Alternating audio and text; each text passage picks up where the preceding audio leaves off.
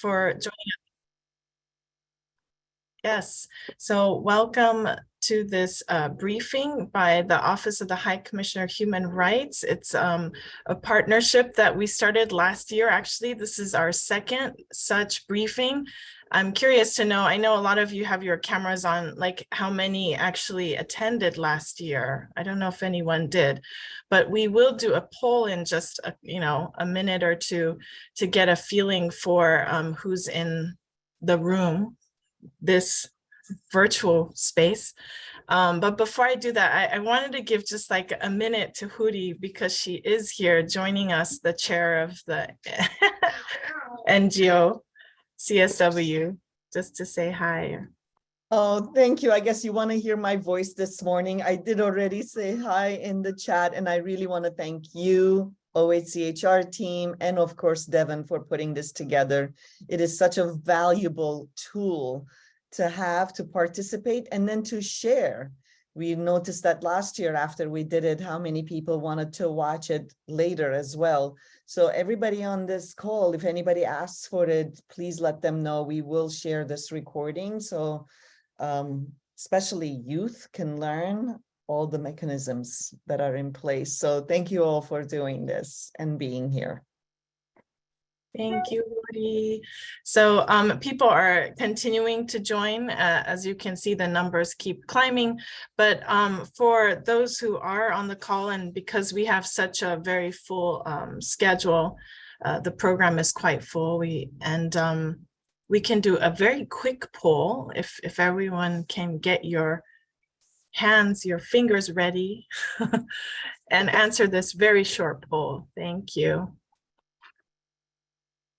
Okay, the poll is launched. Can everyone see it? Yes, I can see it. It's 3 questions, right, Devin? Yes. Yeah. Okay. 3 questions, so you might have to scroll down to see all of them. Yeah, and it looks like we're getting some answers, so that's great.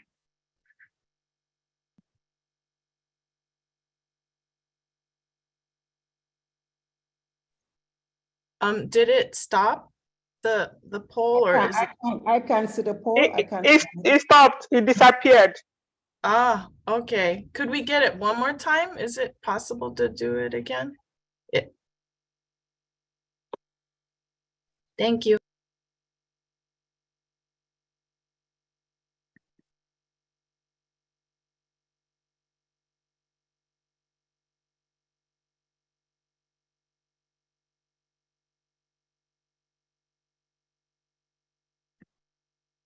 Let's just say none. Let's just say submit.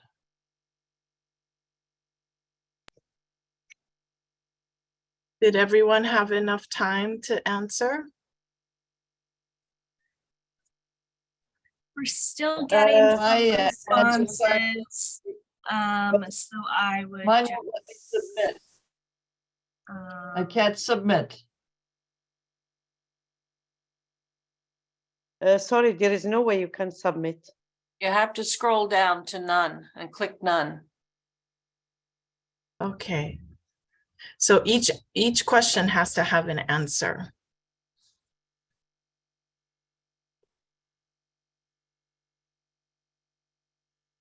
Well, I didn't see it at all. So I don't want to delay this. Let's continue. Oh. Okay, looks like most people have answered. So I will end and I can share the results. Does everyone see the results? Yes. Great. So the majority is here. 75% is from Europe and North America. These are the regional, groupings that NGO CSW has been using for caucuses and, our sister NGO CSWs, just to explain how we broke this down since there's so many different groupings. And the second one, so wow, so 68% of you, this is your very first training or briefing. And the same, actually 90% of you said, as far as regional mechanisms, that you've never had such a briefing. So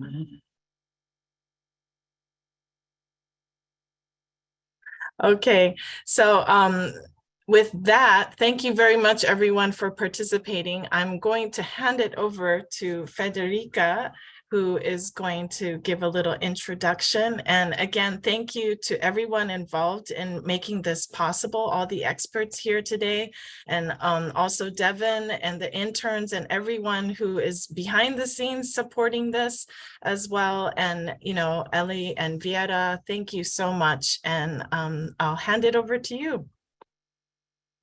Thank you very much, Evie and team, and welcome everyone to this briefing.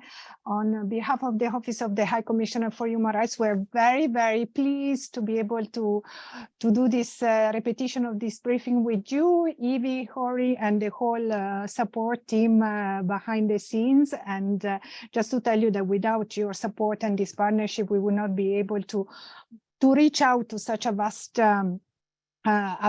group of civil society actors that are seems to be quite eager and keen to learn more about the mechanisms, the international and regional human rights mechanisms. And maybe just to also as a way of introduction, to say that we thought this year, we did it last year, and that was during the first week of CSW last year. But with Evie, we thought that it would be good to do it even before the CSW session starts this year, so that you, when you are going to be engaging with the actual session of the CSW, you will already have an idea of what this mechanism, because you may meet this mechanism, see them in action during the CSW session. So you will have, hopefully, you will remember the briefing and you will have already an idea of who these experts are and what they do and why they are at CSW like you. And let me thank also all the experts that have given their time for today's briefing. I see Ivana. Hi, Ivana, from the Working Group on Discrimination Against Women and Girls, and they will introduce themselves, they will speak, and you will have a chance to interact directly with them, which I think that is a very great opportunity. And other experts that if they haven't joined, they will certainly join, on all the support team, as you said, Ellie and Viera. So I've seen quite interestingly, that those of the participants who are online that have gone through some sort of briefing on international human rights mechanism, they haven't done lots of training on the UN Special Procedures mechanism. So given that, just a coincidence, in fact, we didn't plan that well, but given that, I will start giving you an overview of the special procedures mechanism, and then from there we will move into more into a deep dive and specific thematic mandates, briefing and interaction. So can I share my presentation, Evie, or how? Yes, you should be able to share your screen. Okay, let me see now how I do it. Sorry,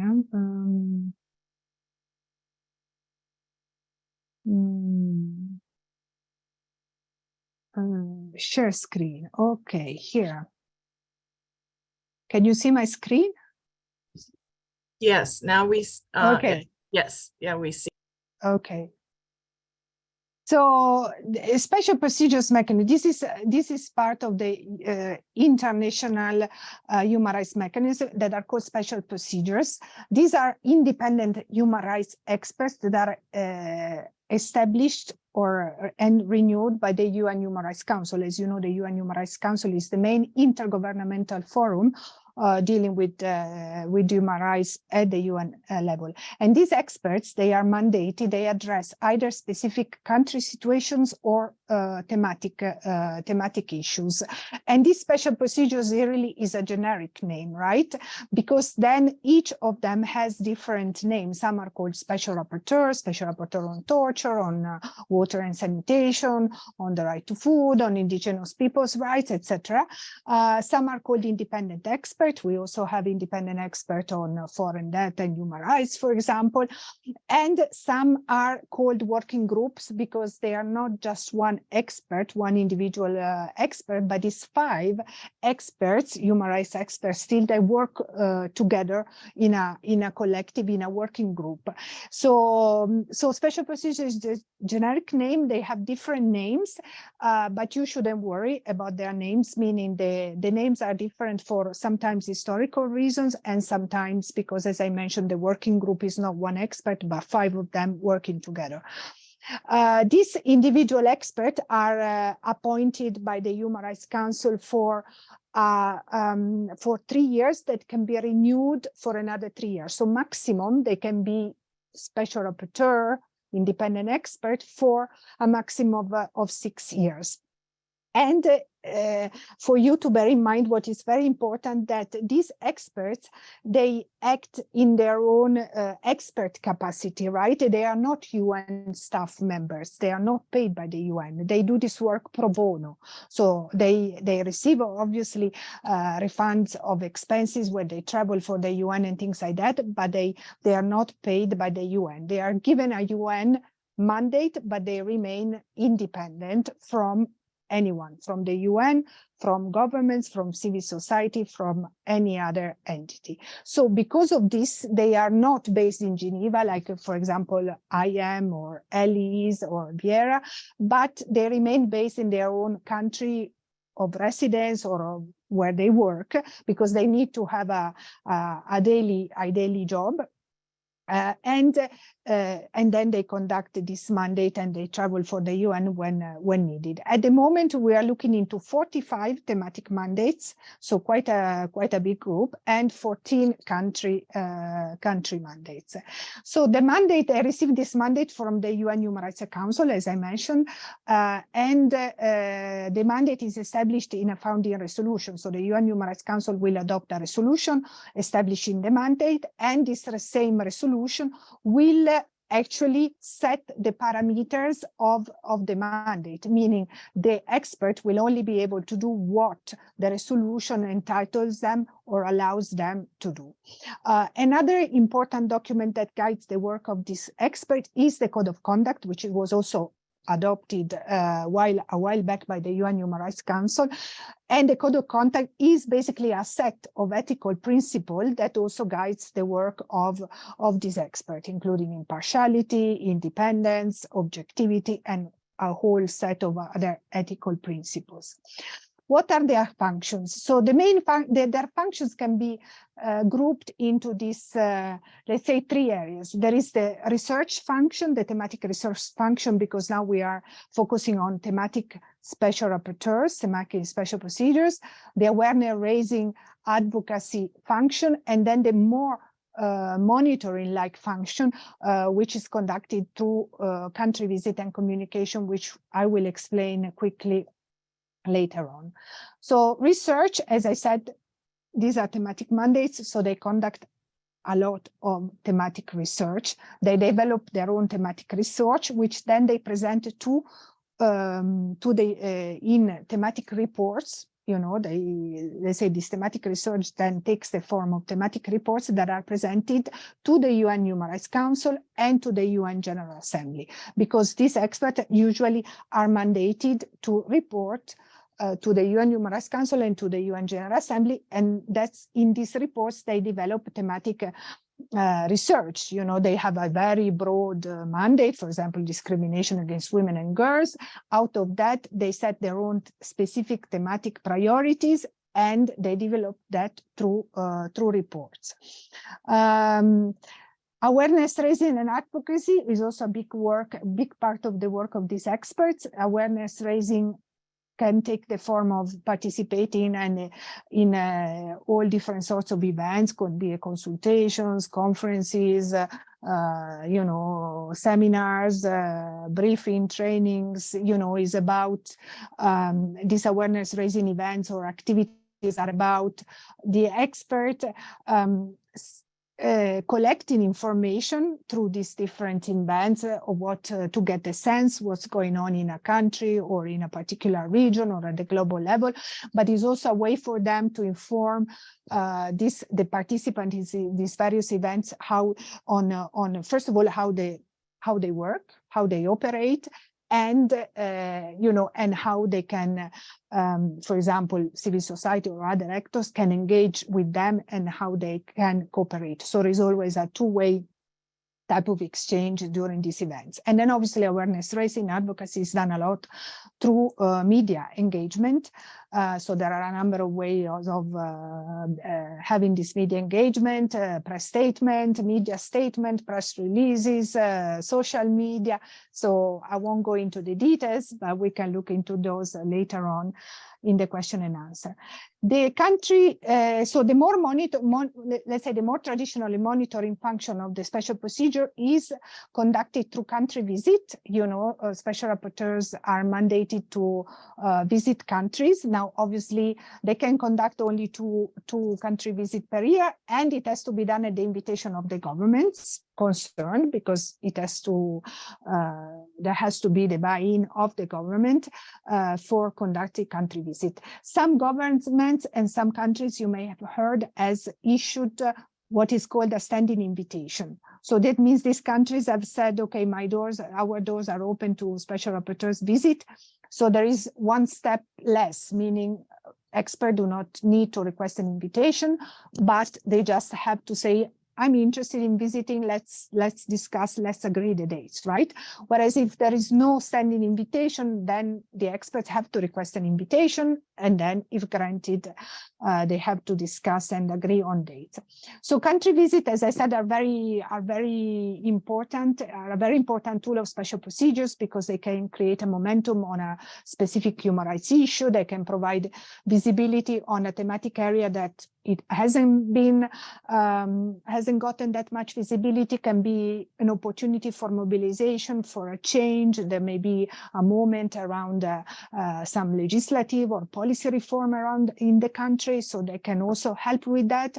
The country may benefit from the expertise of the mandate holder, who has a global mandate. So the mandate holder goes and visits many countries. So they have experiences, example coming from other countries, other regions that they can share and can help countries. And then obviously the country visits are important because the country visit and there is an official country visit report that is presented to the UN Human Rights Council. So the whole discussion from a country level is elevated to an international level in the context of the UN Human Rights Council. So that's also an important feature of the whole country visit process.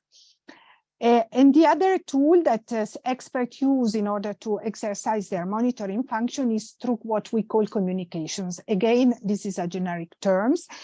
And this is because experts are mandated to receive submissions on alleged human rights violations from anybody. Obviously, alleged human rights violations that fall within their mandate, right?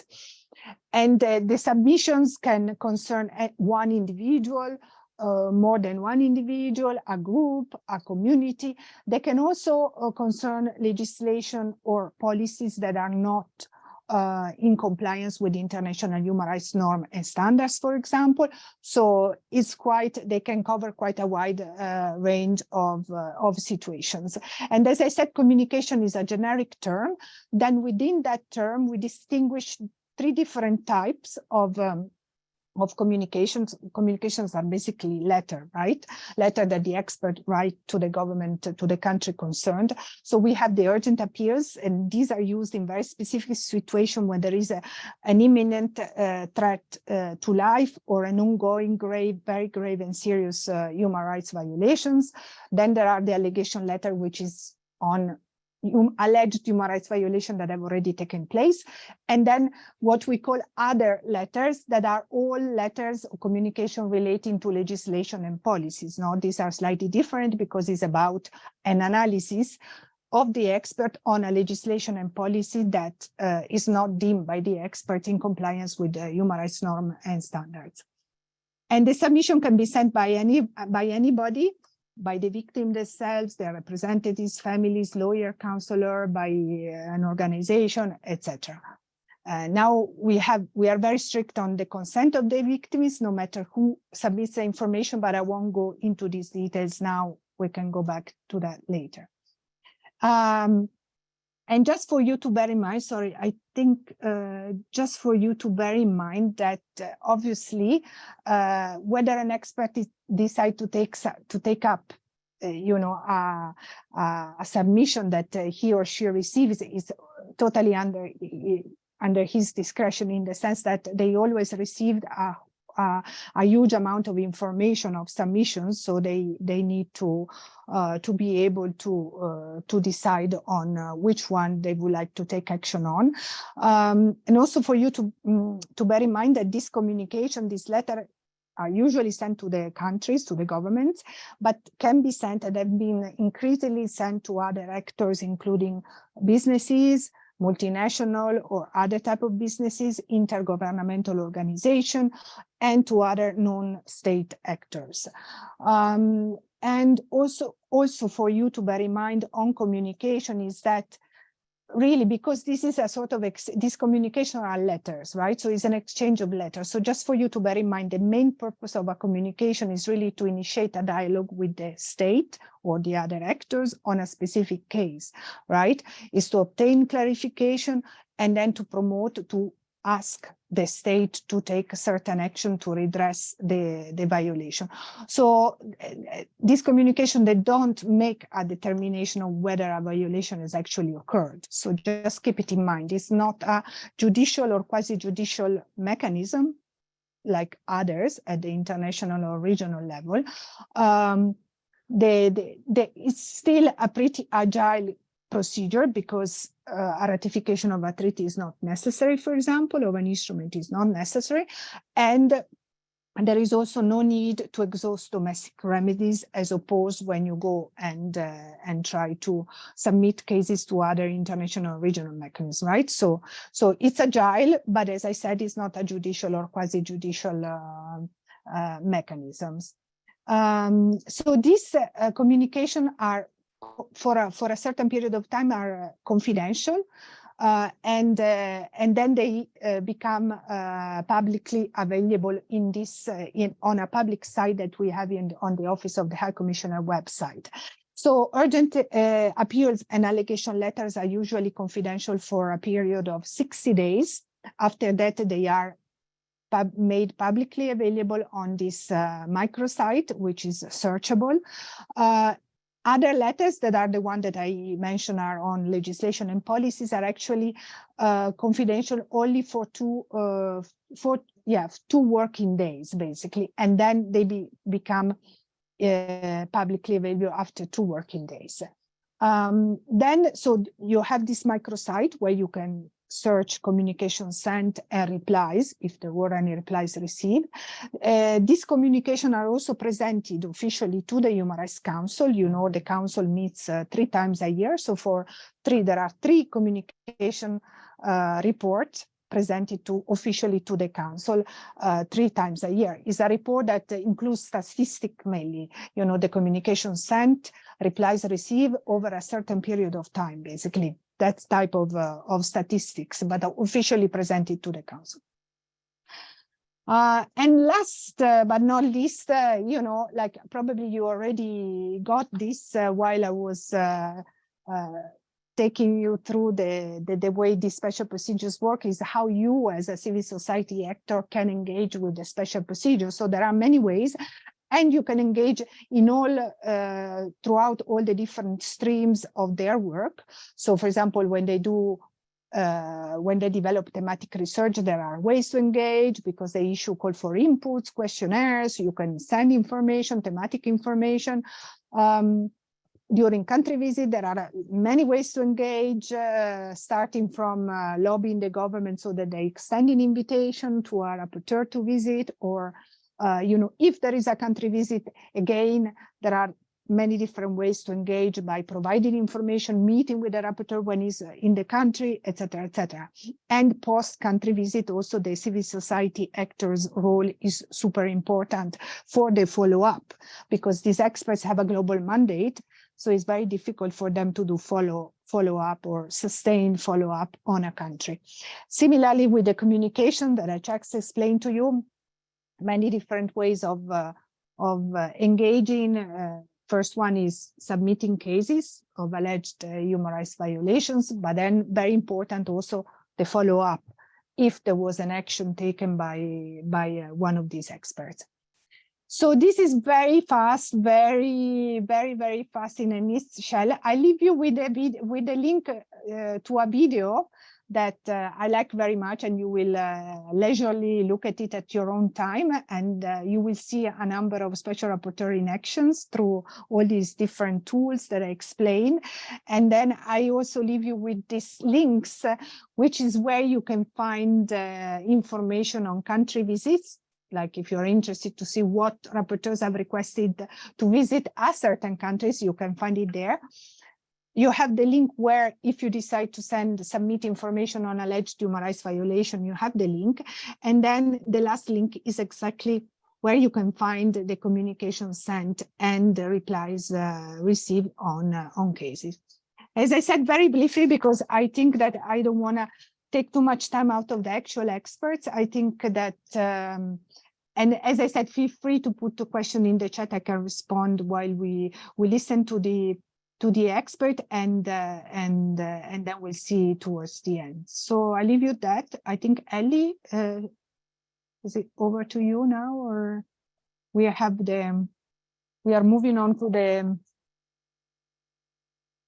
video statement by the UN Special Rapporteur on Violence Against Women. Is that correct?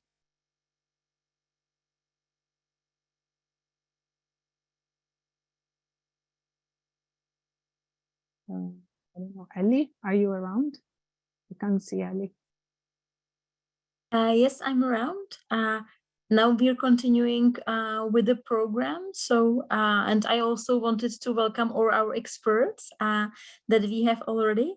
We have already Ms. Tisheva from CEDAW, Ivana Daracic from the working group, Iris Luarasi from GREVIO, Janet Salaknie from the African Commission, and Eva Villarreal from MESECVI. So we will hear from them a bit later. And now I believe that we are, I think colleagues from the NGO will be sharing the video.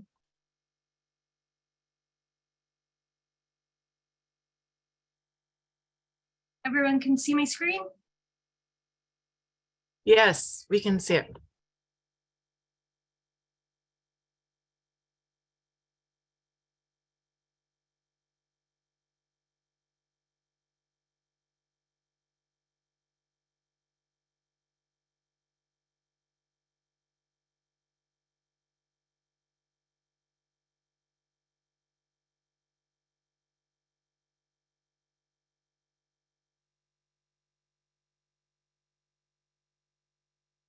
And thank you for your interest in engaging the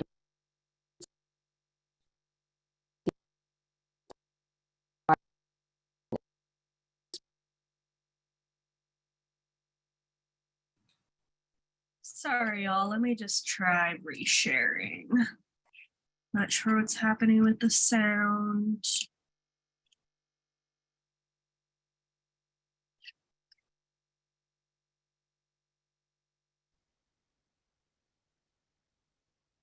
Good morning, good afternoon. Thank you very much for your time, and thank you for your interest in engaging the EDVAW Platform and its members.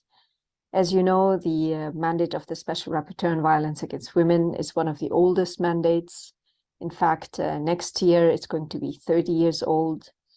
Not a milestone for us to be proud of, since it means that unfortunately there is still a need to have an independent expert focus on this and mobilize everyone to continue to work on combating violence against women.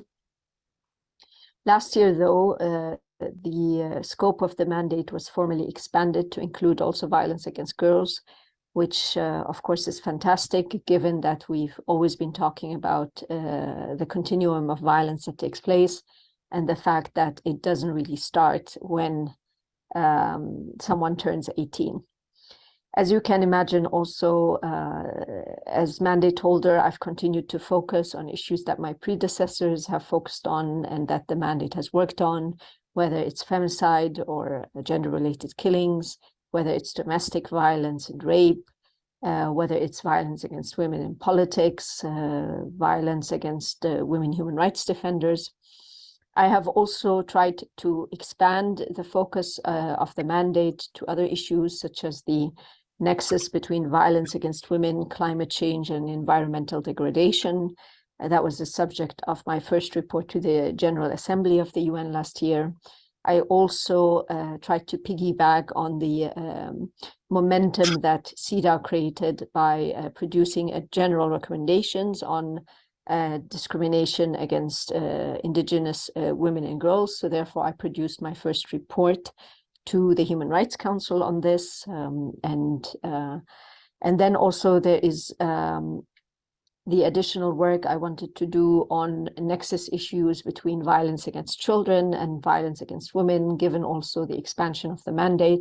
So as you may also know, my second report to the Human Rights Council, which I will present in June this year, is going to be on this very issue of the relationship between custody issues, violence against women, and violence against children, with a particular focus on the issue of parental alienation.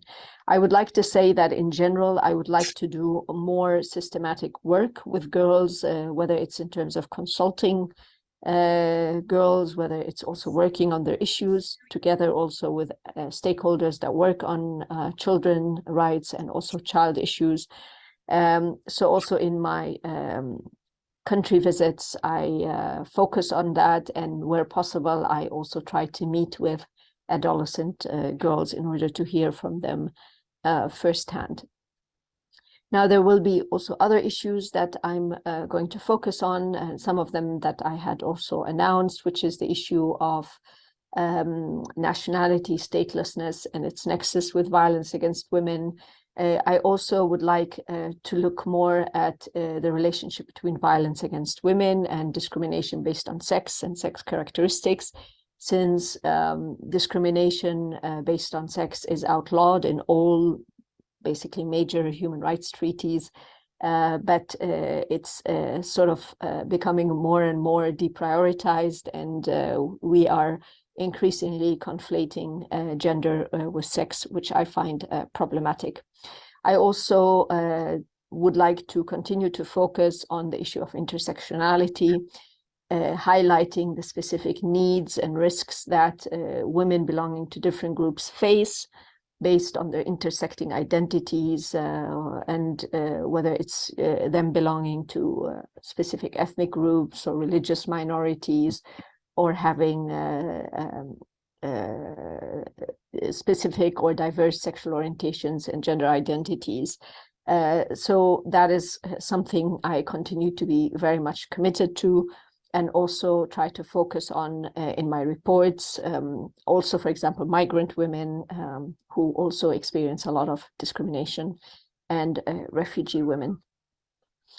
The other issue I wanted to talk to is that in my focus on country-specific communications or issues, I try to be very deliberate in the choice of the issues I follow up on, in order to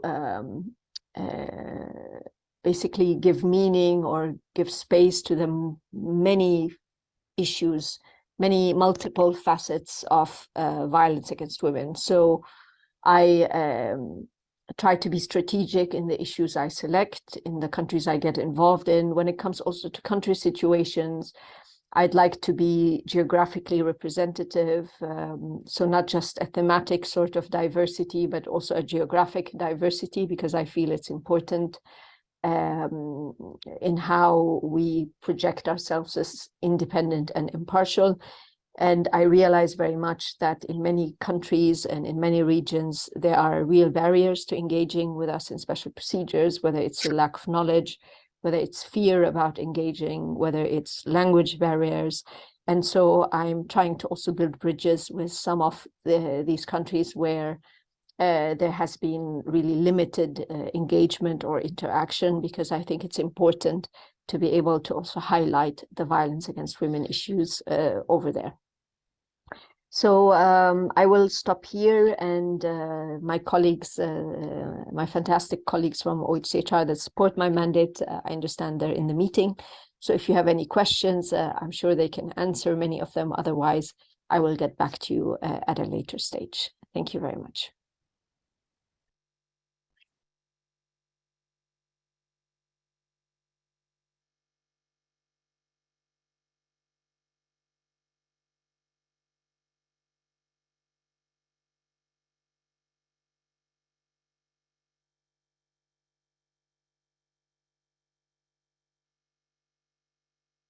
Ellie?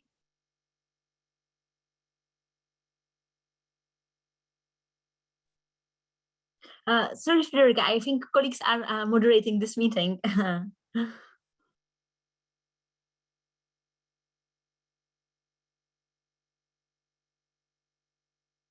I'm not sure if the colleagues, but I think we can move on. If there are questions, they will come up in the chat, and then the colleagues will answer. We can move on to Ivana, I think. Thank you, Federica. Good morning, good afternoon to everybody. It's really inspiring to see so many people online having an interest in our mandate. We are very happy because it's really what makes our work meaningful is if the civil society uses it.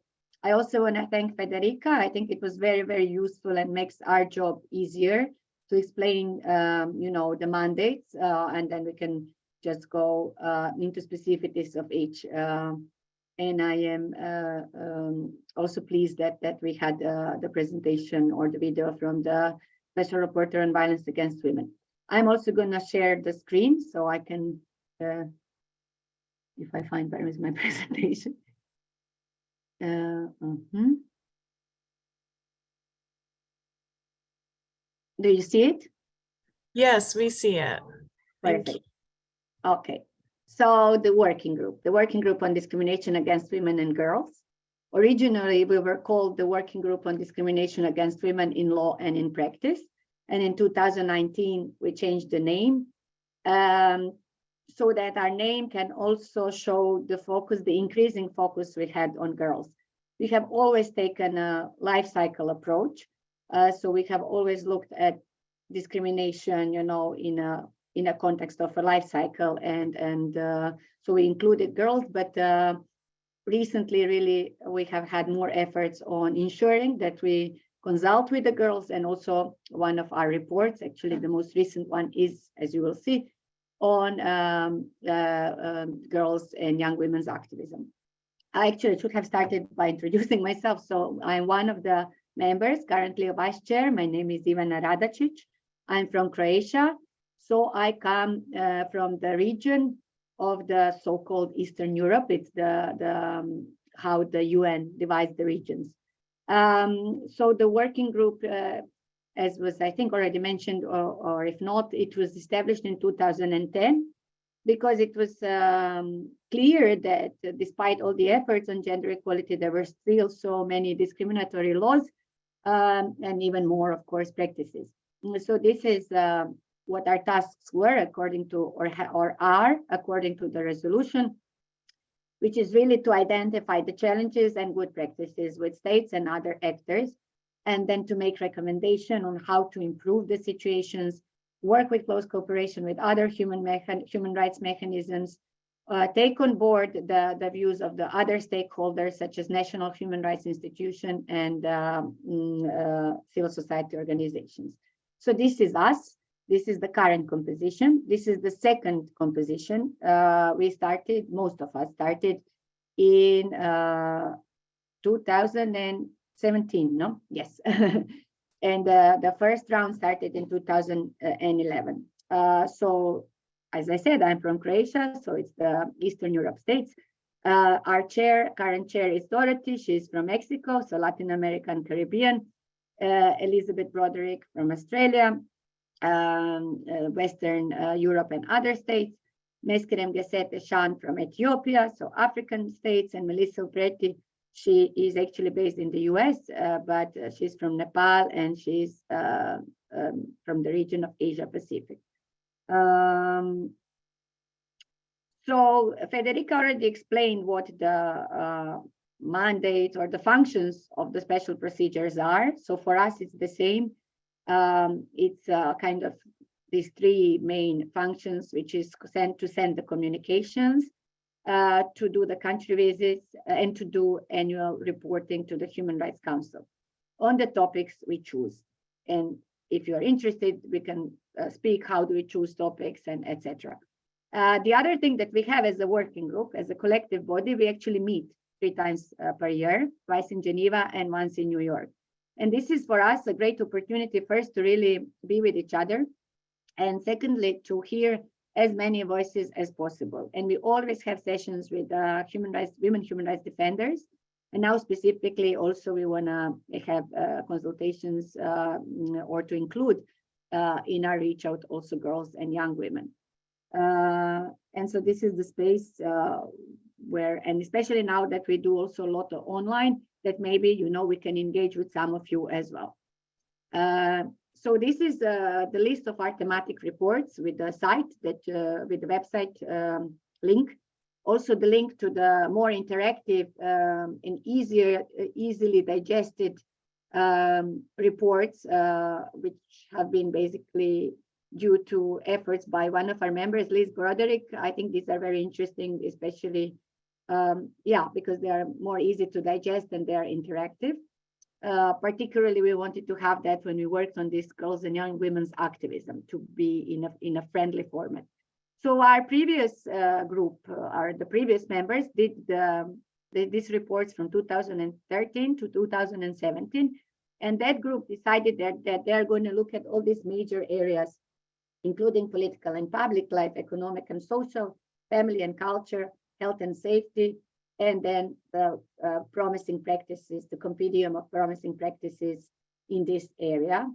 And then in 2008, and then what was basically shown through these reports is that all these areas are interrelated, that in order to secure political and economic participation of women, of course, discrimination in family and culture needs to be addressed, and of course, their rights to their reproductive rights secured, and that they should be secure from gender-based violence. And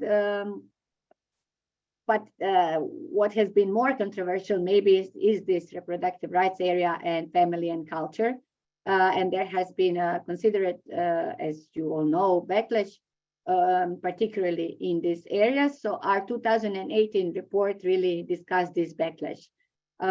It discussed the achievement, both of the working group, because, you know, the new composition came, but also on the international and regional levels, and then looking into challenges, which has started mounting and now are even increasing. And then in 2019, we looked at the women deprived of liberty, but not in this traditional sense of prisons or only institutions, but more broadly in the private sphere, in the family, in the community. And we look at the pathways to the women's deprivation of liberty. Then we identified, and it's another important area, is the changing world of work and the new trends in the labor space. And so that report was looking at these big trends and how women are doing. Then, of course, another important area is sexual and reproductive rights in crisis, both that we live in situation of crisis and that the situation with sexual and reproductive rights is a crisis itself.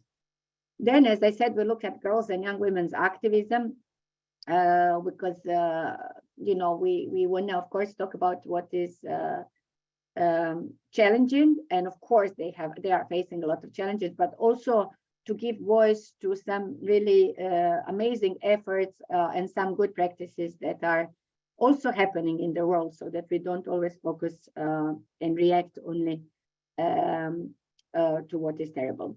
So this is in terms of our reports. Then the country visits, I think Federica explained very well how it works. And we try to secure that we go to all the regions, but it's a bit complicated with the state invitations because, you know, not everybody is keen to have the special procedures, particularly not the special procedures working on women's rights and then looking in some areas that are considered problematic from the point of view of culture, religion, or etc. But we tried, and so this is the, you can see how many countries we have visited. So it's 20, the last ones were Maldives and Kyrgyzstan. And then communications, we had quite a few, so almost 679, a lot of them jointly with other mandate holders, very often with the Special Rapporteur on Violence Against Women or the Special Rapporteur on Human Rights Defenders, but really many, many others depending on the subject area. And the subject area is varied. The working group is really, it has, I mean, we are mandated to look at any women's rights issues. So we really look at, and this is a challenge when we go to the country visit, because we don't have only violence against women. Actually, we always take it as a cross-cutting issue, but this is the mandate of the Special Rapporteur. But we really look at public and political life, economic and social, including health, education, reproductive rights in particular. So we have quite a lot of work to do and quite a lot of people to see when we are in country visits, but also in terms of communication. So we can get anything that concerns discrimination of women and girls, and we do it. Additional tools that we have, that we decided, actually the previous composition decided to start writing this, what we call position papers. And it's in the areas where either the standards are not sufficiently developed or there is some controversy, etc. So we have done quite a few now, starting from marital status of women and nationality, then land rights, adultery, criminalization of adultery, and one on reproductive autonomy, focusing primarily on termination of pregnancy, but then also more recently on gender and gender backlash, where we explain how we use the term and what we are seeing in terms of the backlash, and most recently, actually, men's accountability. Then we do amicus curiae briefs to various courts, mostly national, highest national courts. And most of our topics actually included reproductive rights and termination of pregnancy. But also we did one on arbitrary arrest of people suspected of sex work in Nigeria and abuse. And we also did 2 amicus to the European Court of Human Rights. One was on Poland and termination of pregnancy. And now we are chairing the platform, but we will discuss that later.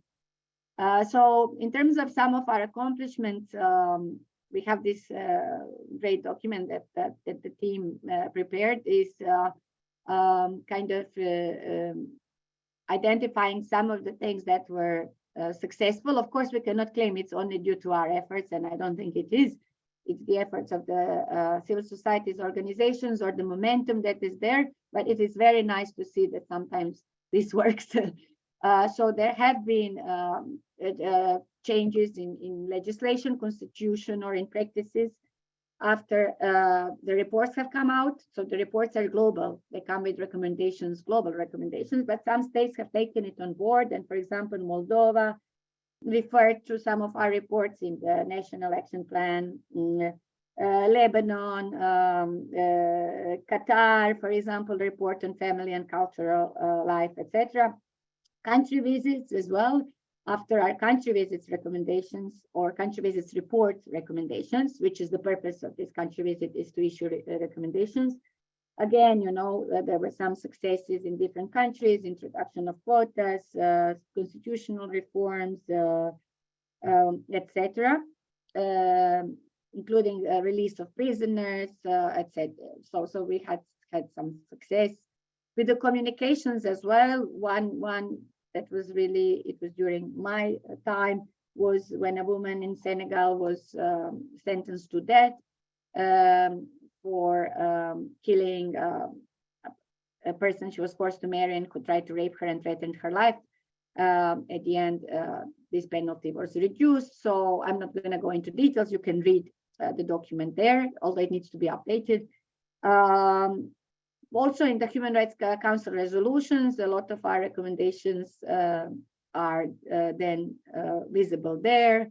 And of course, we give inputs to various UN mechanisms, and we also like to engage locally.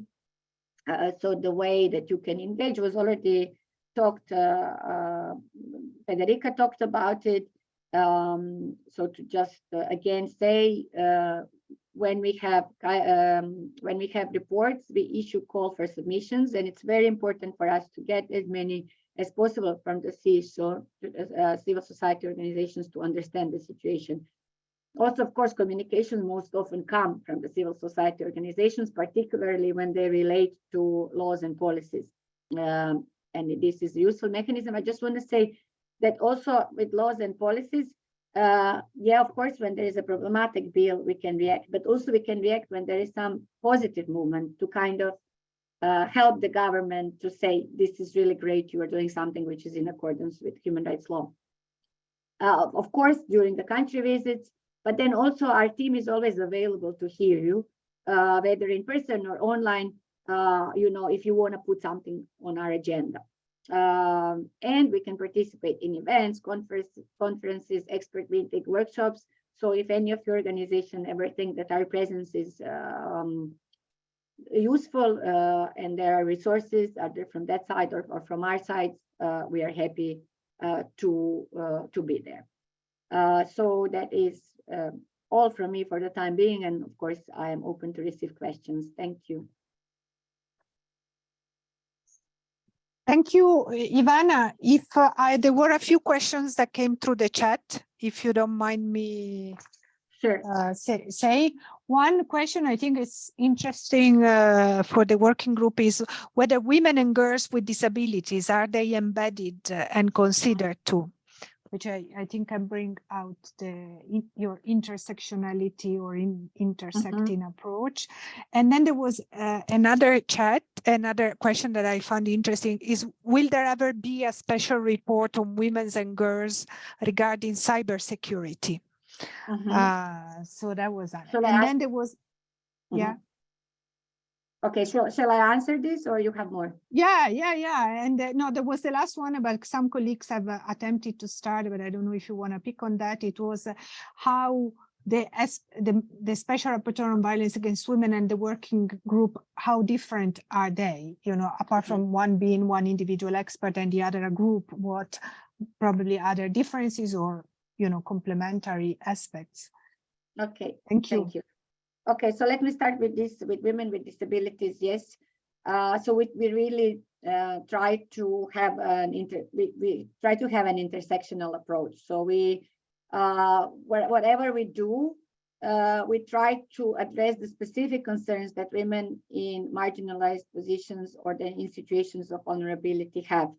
And we do have a good cooperation with some of the NGOs. And I remember for our report on sexual and reproductive rights in crisis, but also for others, we, for example, got really a great submissions on girls also activism from, for example, Women Enabled, etc. So, of course, these efforts and intersectionality, I think, are never perfect because it's so many specific issues and so many groups and so many overlaps.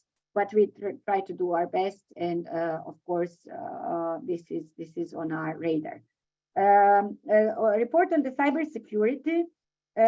So the working group was in a way engaged as other mechanisms of the platform in the first, I don't know what the technical name is, but it was the first kind of joint report from all the mechanisms, and it was on digital forms of violence against women.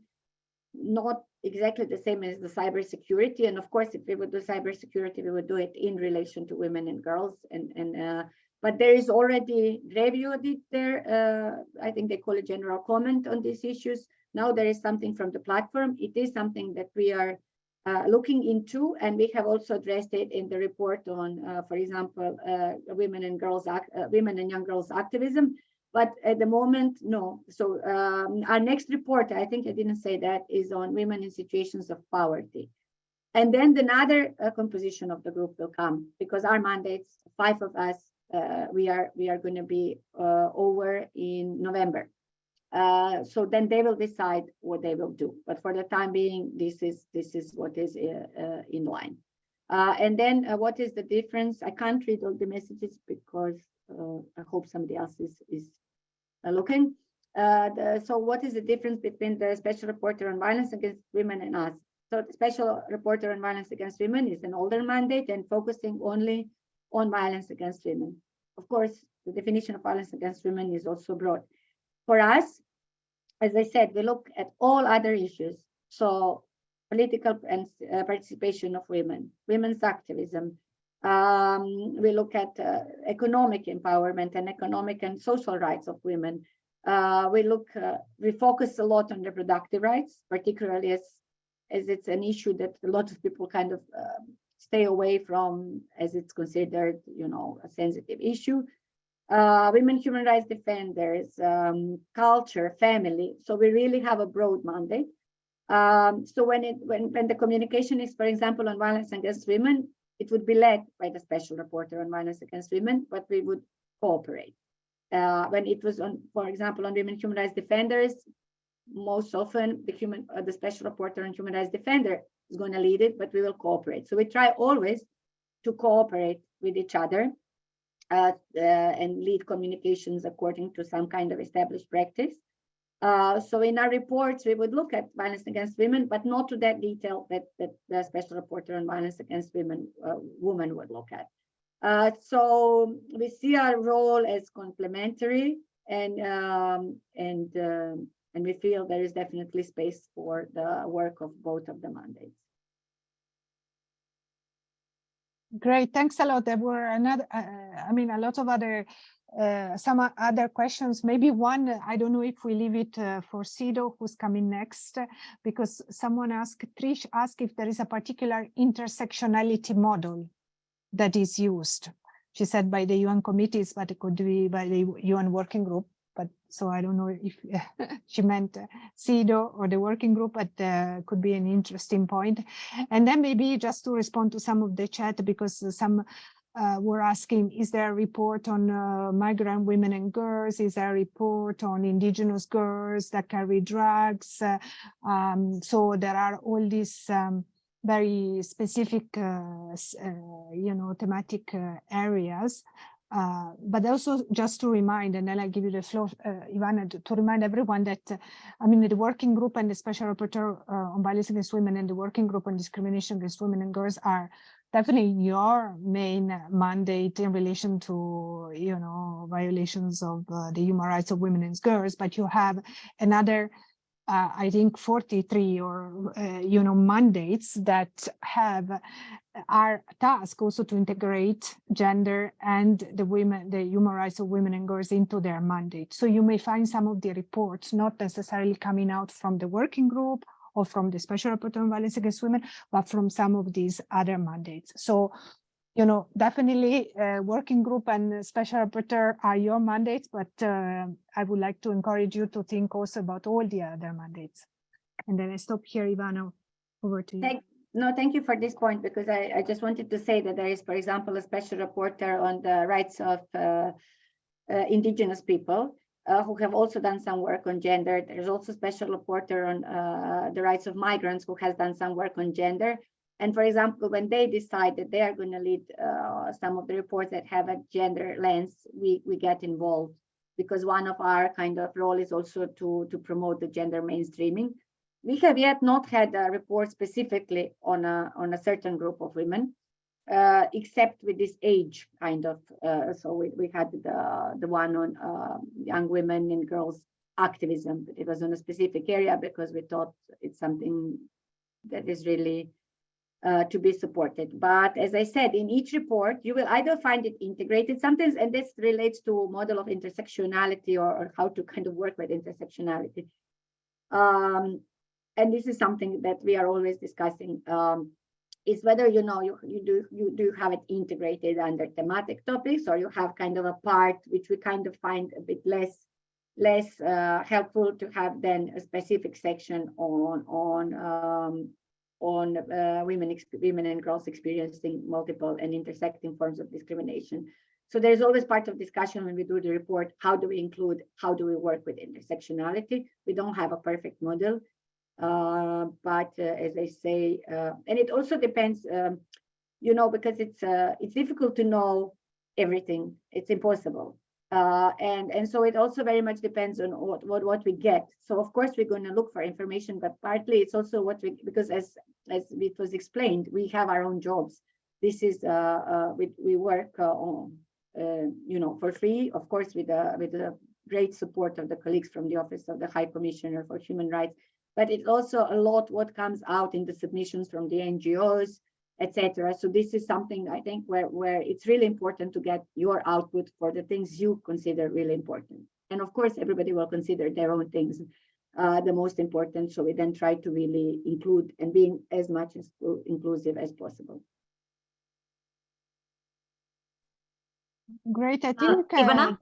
Sorry, yeah. sorry, Frederica, if I may, I just wanted to mention to Ivana and all participants that we also received some specific questions and we were answering them directly, Vera and I, in the chat with links to a specific report or to mechanisms, for instance, on elderly people and other issues that were mentioned on migration. Thank you. Great, thanks, Ellie. So is there anything else, or we give the floor to CEDAW? Yeah, I think it's probably time to move on. Thanks, Ivana. So Genoveva, are you many?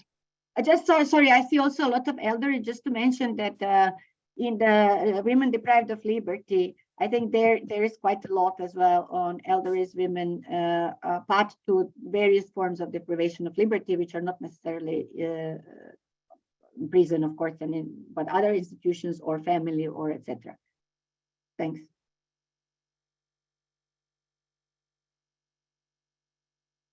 Thank you. Genoveva, over to you.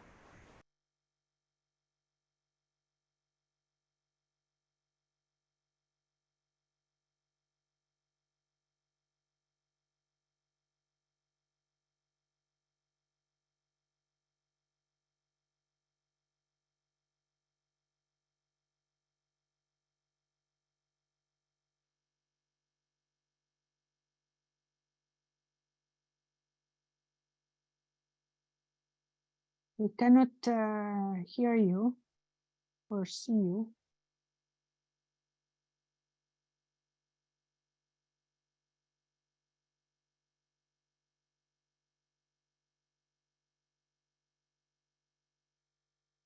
Yes.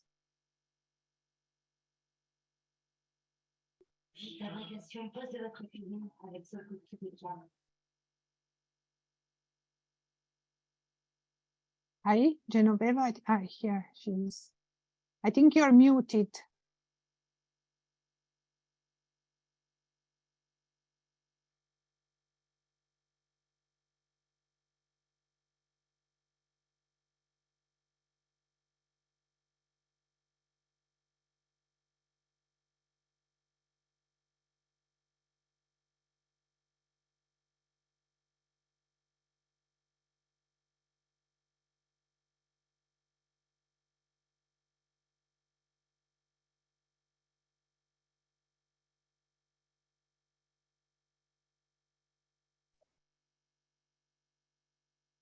Devon, I don't know if someone from the technical side can help.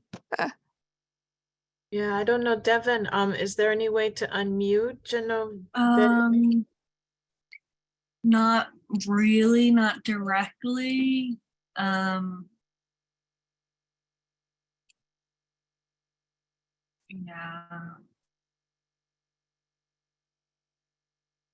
We still cannot hear you. No.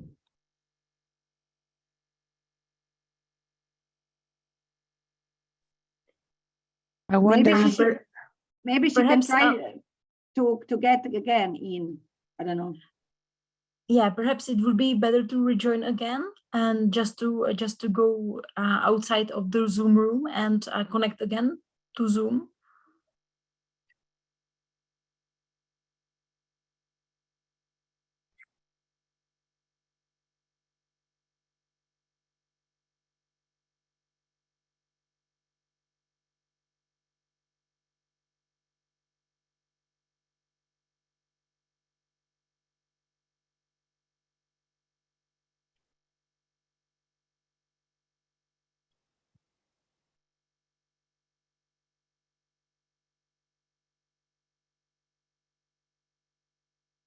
We should maybe, because now it looks like she's frozen, we should maybe move on to the next section and come back to her.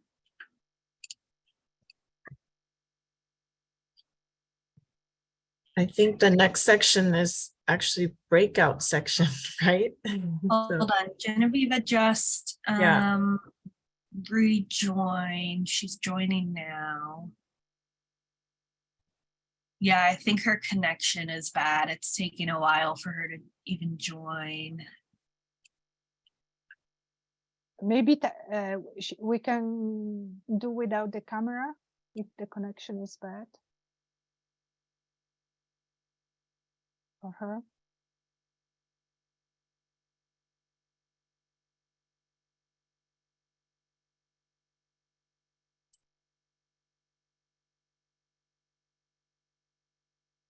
Yes, she's still joining. That's usually a sign of a poor connection. Yeah, just a moment. We will still try. And maybe Devan or Evie, maybe you can explain the next part on the breakout rooms. Yeah, sure. Yeah. Devin is probably gonna explain. Yes. So we'll go into breakout rooms now. There are 3 different breakout groups, and you can choose which one you'd like to join. So I will open the rooms in a minute, and to join the breakout groups, there should be a window that pops up for you to choose which one you want to join. But if it doesn't pop up, you can go to the bottom of your screen and click breakout rooms. If you don't see the breakout rooms button, try clicking more and it might be in that list. And then you'll be able to join which one you'd like to join. If for whatever reason you are not able to join the group yourself, you can put in the chat which group you'd like to join and I can move you there manually. So I'll open the rooms now and you should be able to all join.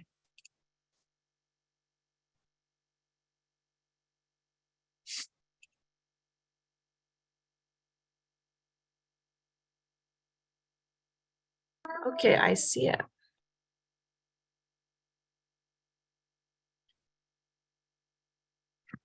Again, if you're not able to join yourself, you can put which group you'd like to join in the chat and I can manually add you.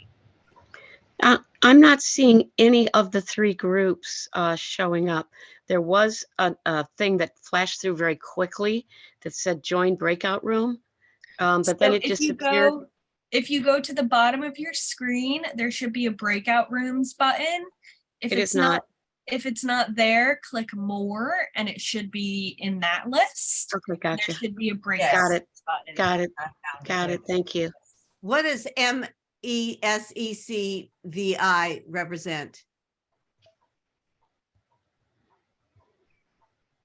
So that is in the Latin America and Caribbean region. Sorry, so I'm just gonna then say goodbye. My colleague MESECVI is gonna join you later to talk about the platform because now you're going to the regional mechanism, no? It's Ivana here, sorry. Yes, exactly. Now we are going to the mechanisms and participants can choose the African Commission, MESECVI in Latin America, or the Council of Europe GREVIO mechanism. So each of them will be going to one room. Okay, so I'm just gonna say goodbye. I try to answer as well the questions that I haven't maybe managed. I also thank Vera and Eli for answering some of them. And yeah, nice to meet you and hope to see you somewhere else soon. And thank you so much again, Ivana. Thank you. Thank you. Bye. In order to see the universe, This meeting is being recorded. In order to see the, can you hear me? Yep, we can hear you. Okay, because somebody, in order to see also the CEDAW convention implement. Because the CEDAW committee composed of 23 international independent experts, gathers 3 times a year in Geneva for specifically considering the reports monitoring the implementation of the convention by the state parties. They are 189, almost universal ratification of the CEDAW convention, as you see. And we consider about 8 reports, on the average 8 reports of state parties. So it's very important that we resumed these meetings, in-person meetings, and meetings with the states and their representatives in Geneva. They resumed after the pandemic because it's very important for this monitoring process. And also the standard setting work for keeping them accountable, for reinforcing the implementation of the international human rights framework in general, but also the framework for women's rights we are all speaking about. And in this connection, is very important that we have the active participation, the space also now in person, again, for the international and national NGOs. We listen carefully to them and to the independent national human rights institutions, and also, of course, to other institutions, but these are our most important people with whom we cooperate also for having a clear picture, more clear picture in the dialogue. And I will tell you that when sometimes we miss a great number of NGOs in some reporting process of countries, and we are worried. So we would like very much, and when we have the cooperation of NGOs, this is a very good sign for us and very important for our work. So we have different ways of working. As you know, we with NGOs, we have public and confidential meetings, and also submissions by NGOs at under certain procedure. And as you know, it can be also kept confidential, but also it can be put and posted on the UN website.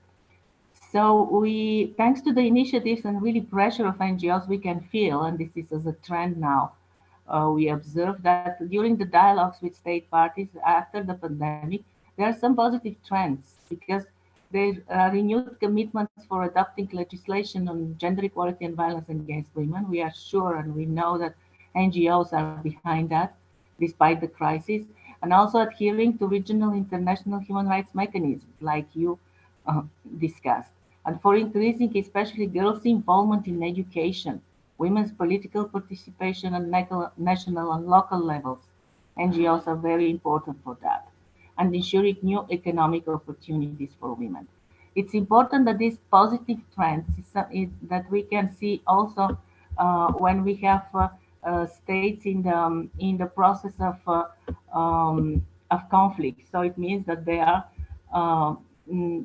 good trends even in this period and in these situations to follow. I would like to say, because we discussed about intersectionality, this is one of the main approaches, because one of the main obligation actually under the Convention of the State Parties is to condemn discrimination against women in all its forms and act without delay and take all appropriate measures in order to display a policy for eliminating discrimination. And also it means acting in all situations where women are. They are usually not in one situation of discrimination. And in different, but different compound discriminatory grounds exist, and they are in many vulnerable situations concerning their health.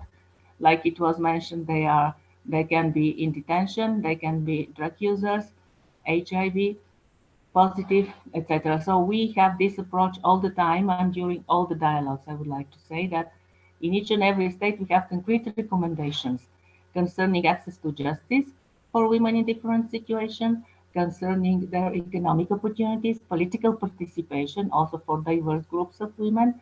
We very much have recommendations in this respect, but also concerning, for example, women with disabilities, their protection, specific protection against violence, and their protection in the family context, and especially concerning their privacy and their rights concerning custody of the children, very important.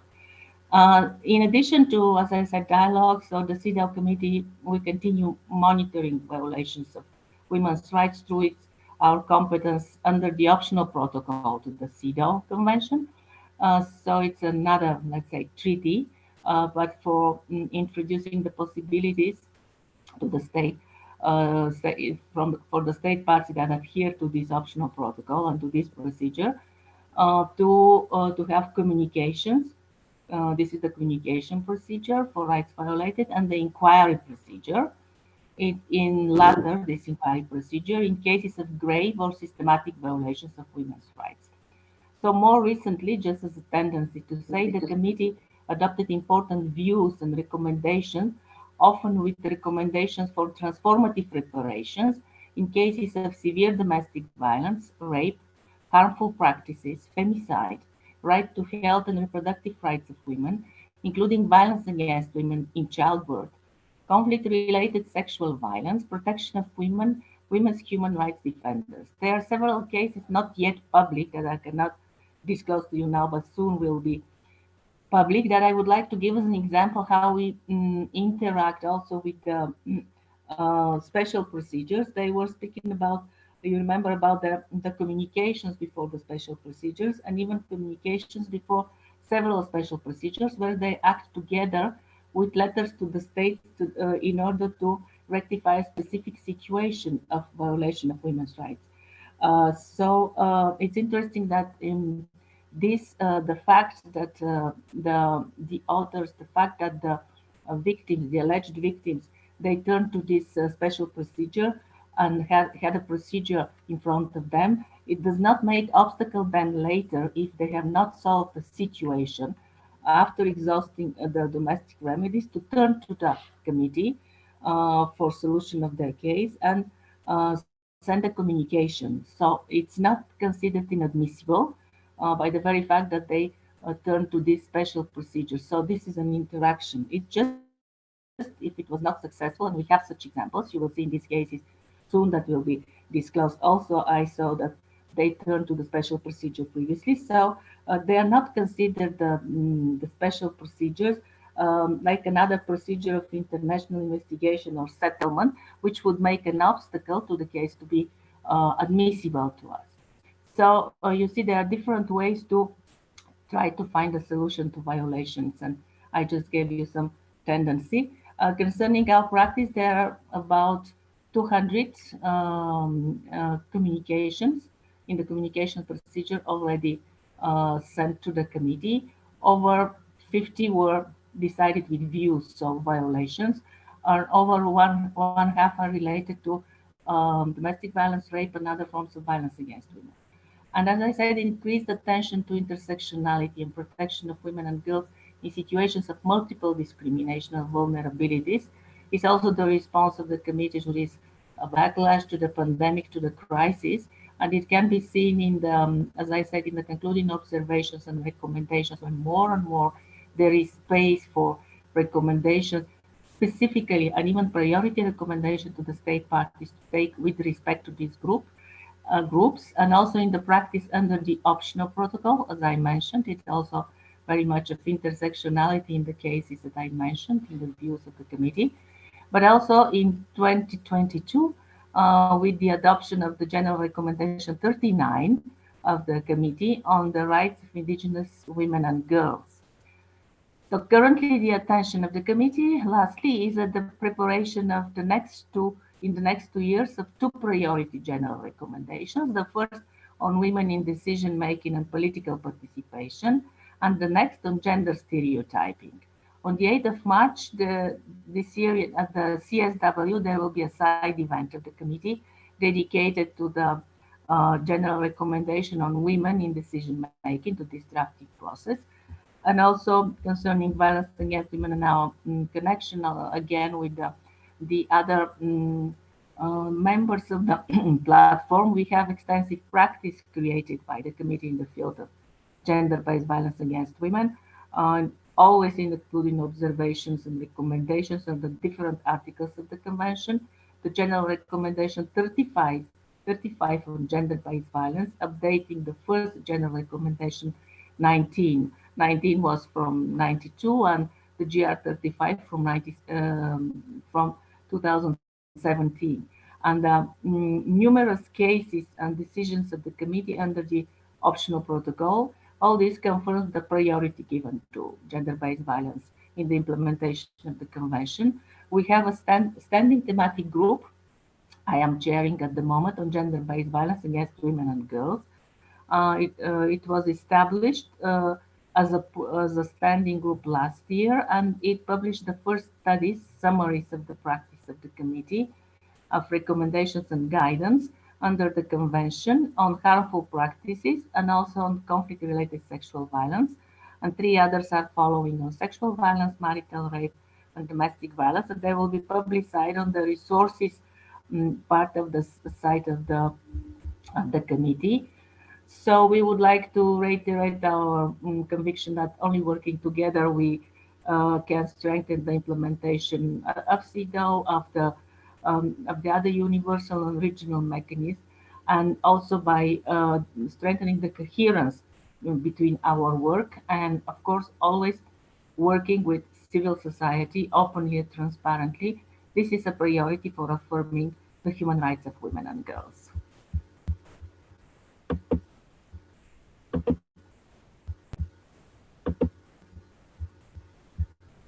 Thank you.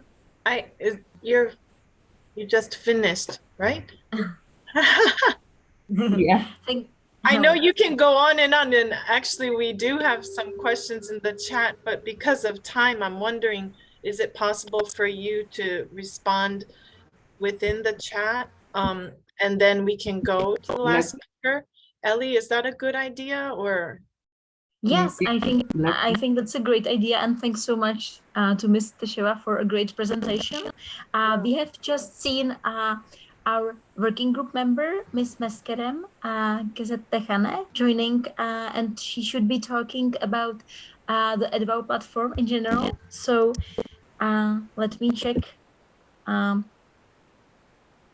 It should be working already. So MESECVI, if you hear me, you have the floor, and welcome to the meeting. And we will also have a chat for other opportunities with to exchanges with the experts. So thank you.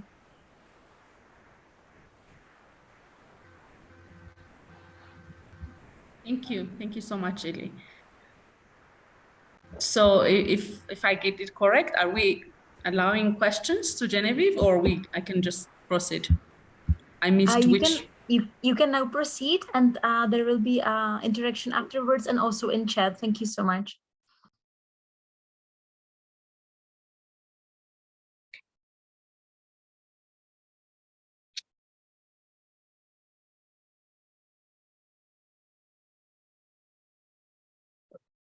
Thank you so much, all colleagues. It's a pleasure to join you. It's evening in my time, so good evening and good morning or good afternoon, depending on where you are. It's a real pleasure to be connecting with women human rights defenders and civil society colleagues. And thank you all for all colleagues who really brought us together on this platform to share our ideas. So my task for the next few minutes will be just giving you some idea about what we call the EDVAW platform. But just to start from introducing myself, I'm MESECVI from the UN Working Group on Discrimination Against Women and Girls. I am the member of the working group from the African region. You have already heard from my colleague earlier about the working group and how we work, and the 5 of us from different regions. So I'm based currently in Ethiopia, so a member from the working group, or a member from the African region. But of course, as you know, we don't represent any region or country or government. We are independent experts. Currently, we are chairing the EDVAW platform, which I will be introducing now. The EDVAW platform is a platform on elimination of discrimination against women and girls, violence against women and girls.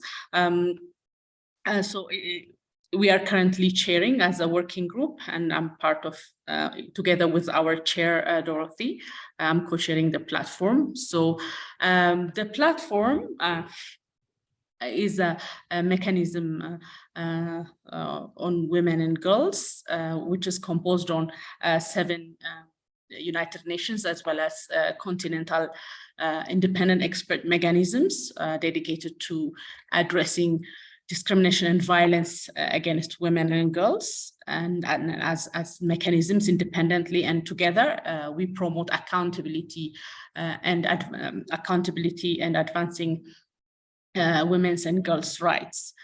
This platform that brought the 7 mechanisms from the UN and the various continents from the Americas, the Africa, and Europe was formally launched in March 2018 by our colleague, the former Special Rapporteur on Violence Against Women, Dubravka Simonovic.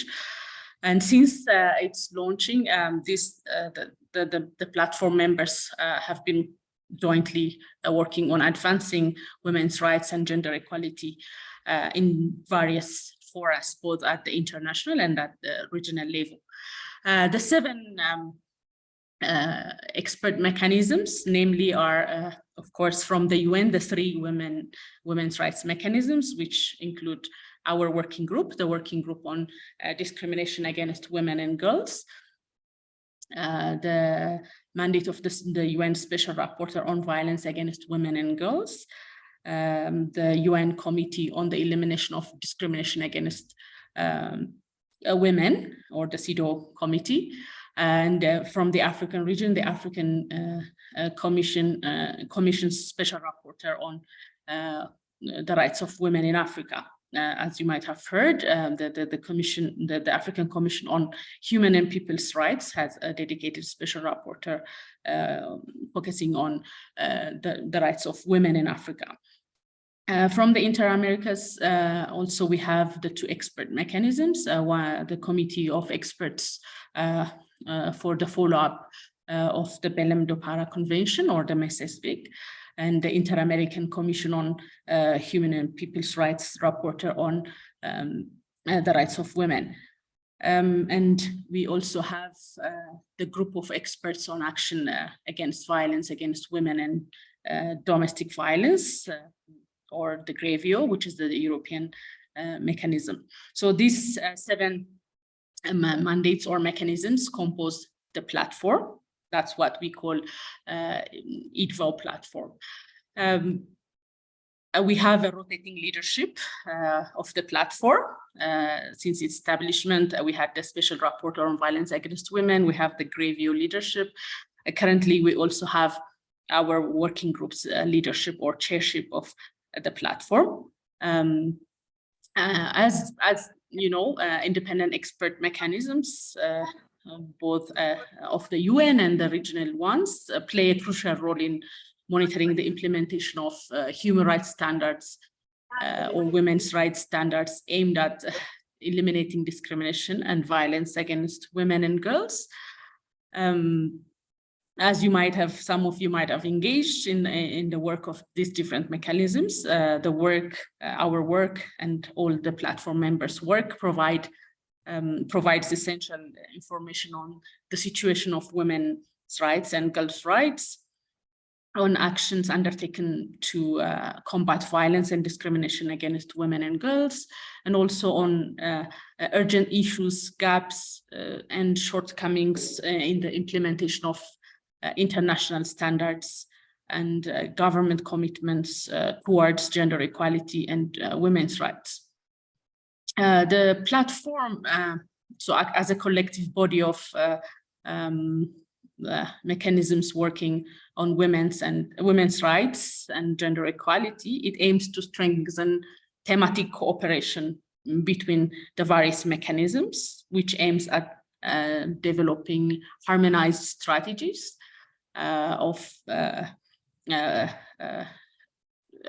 to combat or to end discrimination against women and girls, to make the various mechanisms available and accessible to all, to make the mechanisms visible in the various forums. Since the establishment, the platform has been active in various venues or appropriate for us for advancing the rights of women and girls and gender equality on platforms like the CSW, also on issuing various joint statements annually, for example, on the occasion of the International Women's Day or March 8th, or also on the Day of the Girl Child in November. The platform has been issuing joint statements, both available in the different regional and UN platforms. For the first time also in November 2020, last year, the platform issued its first thematic paper on digital violence against women and girls under the leadership of GREVIO. And this is also an important milestone in terms of producing a joint thematic paper or report on the issue. The issue of digital violence itself is a very important topic that we jointly amplify at the time and also currently. I'm sure all this, our engagement both at the CSW level, joint statements, joint thematic papers, and in general, our joint voices are important support to the work of civil society and the women human rights defenders, and also important or useful resources as an advocacy tool for you. And we encourage you to engage or use our work. And of course, to contribute to our work as well. It's a mutual relationship that we contribute to your work and also you contribute to ours. That's how we can also jointly work in terms of amplifying our agenda, our common agenda. The working group, as I said, generally the platform has a rotating leadership, and the working group, our working group, took over the chairship of the platform recently on the 1st of February 23 this year. So we are just the new chair or leader of the platform until next year, February. Under our leadership, also, which is a common or a shared agenda of all members of the platform, we will mainly focus on the need to unite against the ever-growing backlash against women's and girls' rights. And we aim to do this through strong joint actions against rollbacks, both at the UN fora and also at regional fora, and also setting a proactive agenda to advance and protect the human rights of all women and girls. We believe it's a critical time in women's rights movement to join forces and to act with accelerated effort and stronger voice to counter rollbacks that we are facing at this critical juncture. At the center of this agenda also, we have the platform will work on mobilizing increased support for girls and young women's activism, because we believe also the work of women human rights defenders itself is one of the areas where we face the backlash, and we find it important to mobilize increased support and also amplify the work of women human rights defenders or girl human rights defenders. In also countering the backlash, and then in our at the center of our agenda, another important point is also combating gender-based violence, and in particular also violence against women and girls, which is also the brutal manifestation of discrimination against women. And we aim to do this work on the basis of existing women's rights standards or instruments. From these mechanisms, of the platform, we have also the instrument, the oldest instrument, one of the oldest or internationally accepted instrument, which is the Convention on the Elimination of Discrimination Against Women, or the CEDAW Convention. We have the Council of Europe Convention on Preventing and Combating Violence Against Women and Domestic Violence, which is also one of the most comprehensive instruments on violence against women. And most notably, it's also open to universal accession, which is available almost to all states who would like to accede. And the Belém do Pará Convention from the Inter-Americas, actually one of the oldest instruments on violence against women. And from the African system, we have the Maputo Protocol on the Rights of Women in Africa, which actually has both the discrimination and violence components in one document. So we believe we have these solid instruments from the UN and from the regional human rights systems, which is a powerful actually tool, both for pushing accountability and also for the realization of women's rights and advancing gender equality. We will be focusing on mobilizing effort for the effective implementation of these existing women's rights standards through domestication, through other ways at regional, at the national level. So I hope this gives you an idea of what the EDVAW platform is about, who the members are, and also what we would be focusing at this important time in defense of women's rights, and then also defending the gains achieved on gender equality and the realization of the rights of women and girls, all women and girls in all parts of the world. Thank you so much. I would like to stop here for now, but I would be happy to hear your thoughts, reactions, questions. Thank you so much, Ms. Kerem, for this presentation. I haven't seen in the chat a specific question regarding EDVAW platform, but one thing that I would like to definitely emphasize is that we encourage engagement with all mechanisms within the platform, and we just had a wonderful discussion within different breakout rooms focused on Africa, on Europe, and on Latin America. So also thanks to all participants that provided really good questions and insights. And now let me just check if there's anything special in chat, but I would now go back to Ivy for the conclusion of the session. Thank you. So Ellie, there was just one about, and I don't know who would address this. Does the working group have a definition of technology facilitated violence? I'm not sure who that. I can see that. Yeah, this is probably more for the working group, but one thing that we can mention regarding the EDVAW platform is that there was the recent thematic paper on digital aspects of online violence, shepherded and coordinated primarily by GREVIO. And there are very important parts focusing on intersection between human rights and violence against women, and also technologies, especially digital technologies. So that might be good for this answer. Thank you.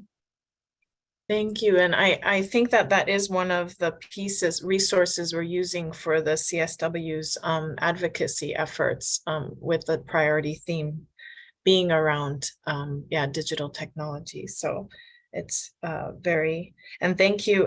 You had mentioned something about the backlash and the rollbacks also within the UN and the efforts of particularly of your chairship in this area. So thank you very much. That's a big concern for us as well, as you can imagine.